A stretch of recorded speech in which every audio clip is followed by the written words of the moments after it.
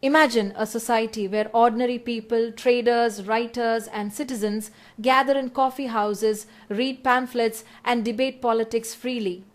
This idea of a shared democratic space is central to Jürgen Habermas, one of the most influential philosophers and sociologists of the 20th and 21st centuries. Born in 1929, Habermas belongs to the second generation of the Frankfurt School, following thinkers like Max Horkheimer, Theodor Adorno, and Herbert Marcuse.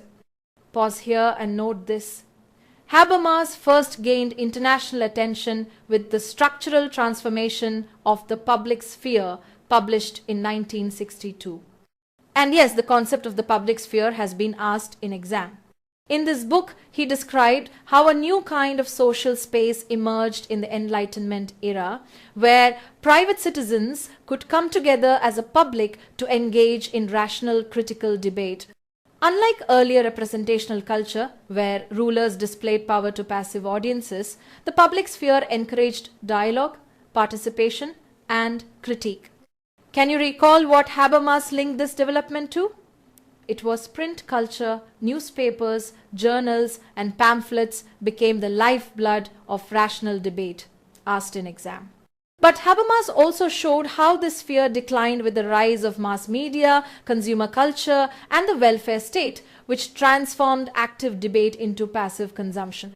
His analysis even reshaped our understanding of the French Revolution by emphasizing culture as a force in political change. Another milestone came with the theory of communicative action in 1981. Here, Habermas introduced the concept of communicative rationality. Unlike instrumental rationality, which focuses on control or efficiency, communicative rationality aims at mutual understanding through dialogue. This is where Habermas offers his vision of democracy, a system grounded not in domination but in open communication.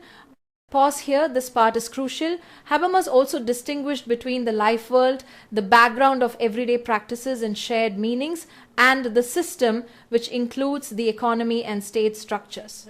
His concern was that the system, driven by instrumental reason, often colonizes the life world, weakening genuine communication. His theory of communicative action became the foundation for reimagining democracy in a world pulled between freedom and control. Other works like Knowledge and Human Interests in 1968, Legitimation Crisis in 1975, and The Philosophical Discourse of Modernity in 1985 further developed his critiques of domination and modern rationality. So, when you think of Habermas, remember two anchors for your exam. The public sphere linked with print culture and rational critical debate, and communicative rationality, a democratic model of dialogue aiming at understanding. Both have been asked in exam and remain vital to UGC NET preparation.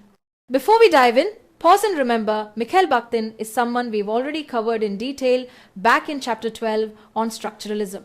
What we're doing here is a quick reinforcement, so treat this as revision. Bakhtin, the Russian philosopher and literary critic, gave us some of the most powerful concepts for understanding the novel. His works include Problems of Dostoevsky's Poetics, first published in 1929, Rabelais and His World, and The Dialogic Imagination from 1975. Each of these shaped how we now think about literature as open, dynamic, and endlessly evolving. Let's recall the keywords heteroglossia, dialogism, chronotope, polyphony, and the carnivalesque.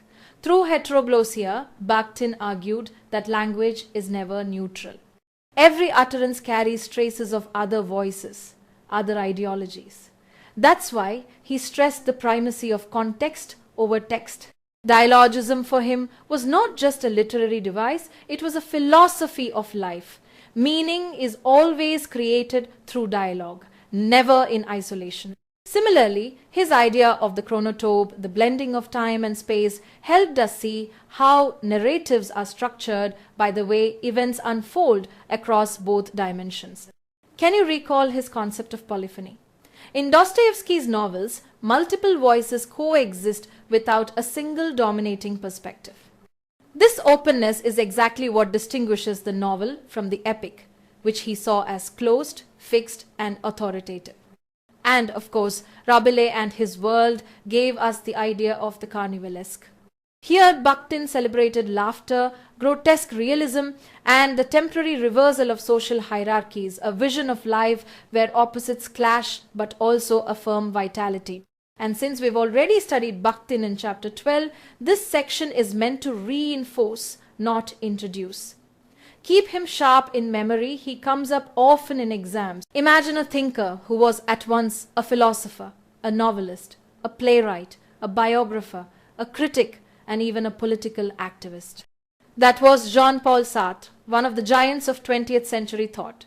He became the leading voice of existentialism and phenomenology, and yes, both of these have been asked in exam. His life and work were deeply committed to one question: how do we find meaning and freedom in a world without any predetermined essence? Pause here and note this. Sartre was awarded the Nobel Prize for Literature in 1964, but he famously refused it, saying that a writer should not allow himself to become an institution. This refusal perfectly captured his philosophy of independence and freedom. His intellectual partnership with Simone de Beauvoir also became legendary. Together, they challenged cultural norms and created a philosophy that united literature, ethics, and politics. His most influential philosophical text is Being and Nothingness, an essay on phenomenological ontology, published in 1943 during the Second World War. And yes, this too was asked in exam. Sartre had studied Edmund Husserl's Phenomenology and Martin Heidegger's Being and Time while imprisoned as a soldier, and he built on these to develop a philosophy of human existence. At the core of this work are key themes you must remember: consciousness, freedom, perception, bad faith or self-deception, the presence of nothingness, and the struggle between individual freedom and material conditions. Sartre's most famous claim is that human beings are condemned to be free. In other words, we are thrown into existence without a fixed essence, and it is entirely up to us to define ourselves through our choices. Can you recall what this means? It means freedom is both a burden and a gift. It brings anguish because we bear absolute responsibility, but it also brings possibility because we can resist oppressive systems, even dismantle structures like capitalism through the exercise of free will. Sartre said authenticity lies in facing this freedom head-on, rather than hiding from it in bad faith. So when you hear Sartre's name, remember this: he joined ontology with ethics and politics. His ideas of anguish, bad faith, and radical freedom are not just abstract philosophy, they are about living authentically in a world without guarantees. By blending philosophy with literature, Sartre turned existentialism into more than theory. He made it a lived confrontation with freedom, responsibility, and transformation.